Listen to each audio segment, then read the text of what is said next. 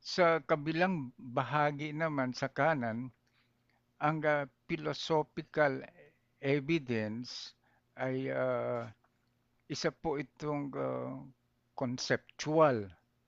So, ibig sabihin na ang filosofiya po pala ay hindi nakabase sa physical data, yung mga bagay na nakikita. Hindi sila nakabase sa mga bagay na nadarama ng ating mata, ng ating o napipick up ng ating mga instrumento sa laboratory.